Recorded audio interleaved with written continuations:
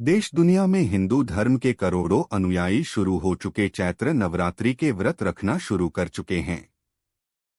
इन 9 दिनों में लोग शक्ति और पराक्रम की प्रतीक देवी दुर्गा के 9 स्वरूपों की पूजा करते हैं। लेकिन क्या आप जानते हैं कि देवी दुर्गा की उत्पत्ति किस कार्य को संपन्न करने के लिए हुई थी? उनकी उत्पत्ति कैसे हुई थी? हम इन सवालों के जवाब के साथ ही आपको बताएंगे कि सबसे पहले नवरात्रि का व्रत किसने और क्यों रखा था। मां दुर्गा की उत्पत्ति असुरों के राजा रंभ के पुत्र महिषासुर के वध से जुड़ी हुई है। पुराणों के मुताबिक राक्षसराज महिषासुर ने तपस्या कर ब्रह्मराज जी को प्रसन्न वरदान प्राप्त किया कि वह जब चाहे विकराल और भयंकर भैंसे का रूप धारण कर सके। इसके अलावा उसने वरदान पाया कि उसे कोई भी देवता या दानव युद्ध में हरा नहीं पाएगा। वरदान मिलने से महिषासुर बलशाली होने के साथ ही अहंकारी भी हो गया था। उसने स्वर्ग पर हमला किया और देवताओं को हराकर कब्जा कर लिया था। भगवान शिव और भगवान विष्णु भी उसे युद्ध में नहीं हरा पाए। महिषासुर की शक्ति, अहंकार और अत्याचार लगातार बढ़ते चले गए। उसका आतंक तीनों लोकों में फैलने लगा। सभी देवी देवता और ऋषि मुनि उसके अत्याचारों से परेशान होने लगे थे।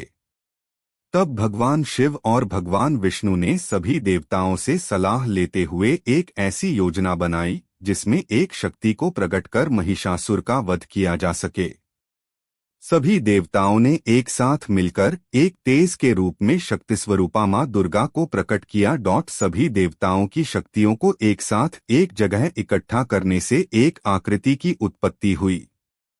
सभी देवताओं की इस शक्ति को शिवजी ने त्रिशूल, विष्णु जी ने चक्र, ब्रह्मराज जी कमल का फूल, वायु देवता से नाक व कान, पर्वतराज से कपड़े और शेर मिला। यमराज के तेज से मां शक्ति के केश बने, सूर्य के तेज से पैरों की अंगुलियां, प्रजापति से दांत और अग्रदेव से आंखें मिली। इसके अलावा सभी देवताओं ने अपने शस्त्र और आभूषण उन्हें दिए। पुराणों के मुताबिक देवताओं के तेज और शस्त्र पाकर जो देवी प्रकट हुईं, वो तीनों लोकों में अजेय और दुर्गम बनी।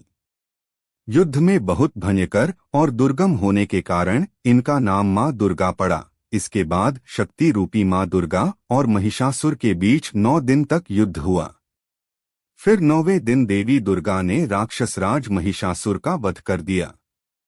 जिन 9 दिनों तक मां दुर्गा ने महिषासुर के साथ वध किया, वही आज चैत्र नवरात्रि के तौर पर मनाए जाते हैं।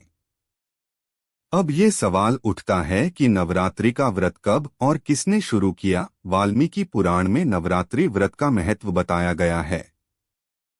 वाल्मीकि पुराण में बताई गई कथा के मुताबिक सबसे पहले श्री राम ने ऋषिमुख पर्वत पर आश्विन माह के शुक्ल पक्ष की प्रतिपदा तिथि से नवमी तिथि तक परम शक्ति महिषासुर मर्दिनी देवी दुर्गा की विधि विधान से पूजा की थी। इसके बाद दशमी तिथि को उन्होंने लंका जाकर रावण का वध किया था। श्री राम ने माता देवी से आध्यात्मिक बल, शत्रु पराजय और कामना पूर्ति का आशीर्वाद लिया।